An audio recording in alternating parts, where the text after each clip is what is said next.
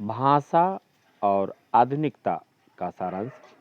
भाषा और आधुनिकता निबंध प्रोफेसर जी सुंदर रेड्डी का एक विचार प्रधान निबंध है। इस निबंध में लेखक ने भाषा और आधुनिकता पर वैज्ञानिक दृष्टि से विचार किया है और भाषा को आधुनिकता प्रदान करने वाले कुछ व्यावहारिक सुझाव भी दिए हैं। भाषा परिवर्तनशील है।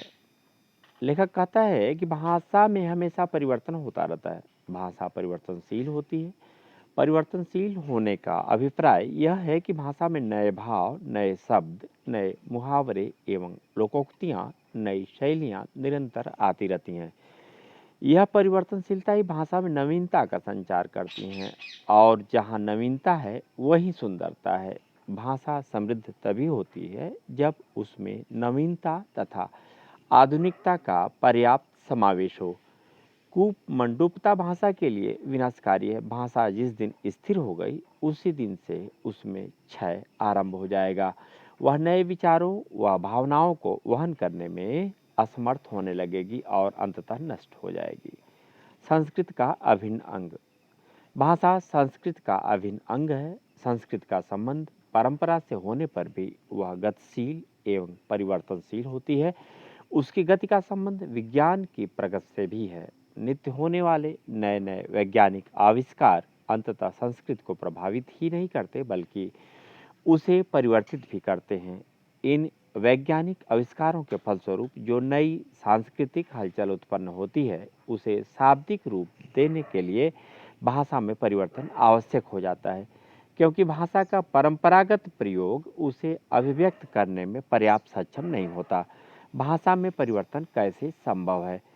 भाषा को युगानुकूल बनाने के लिए किसी व्यक्ति विशेष या समूह का प्रयत्न होना चाहिए। हालांकि भाषा की गति स्वाभाविक होने के कारण वह किसी प्रयत्न विशेष की अपेक्षा नहीं रखती, लेकिन प्रयत्न विशेष के कारण परिवर्तन की गति तीव्र अवश्य हो जाती है।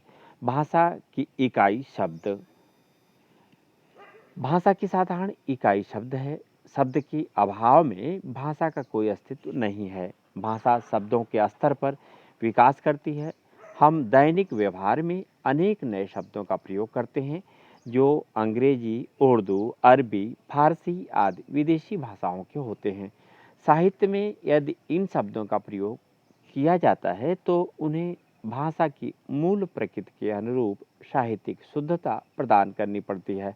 भाषा के नवीनीकरण या शुद्धिकरण का आशय यह नहीं है कि हम दूसरी भाषा से आए प्रत्येक शब्द में परिवर्तन करने का प्रयास करें।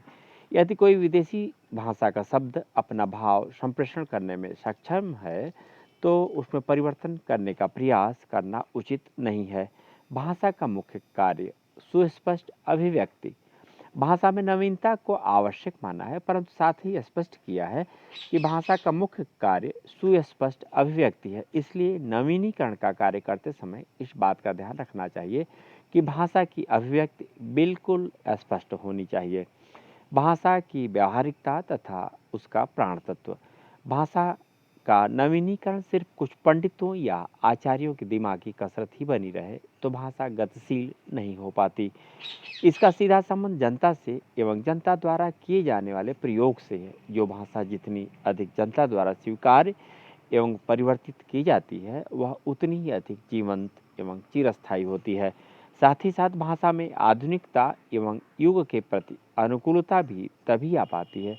भाषा की आधुनिकता के लिए अथवा भाषा को आधुनिक बनाने के लिए नवीन शब्दों, नवीन मुहावरों एवं नवीन रीतियों के प्रयोगों से युक्त भाषा को व्यावहारिक बनाने के प्रयास किए जाने चाहिए। भाषा की व्यावहारिकता ही उसका प्राण तत्व है।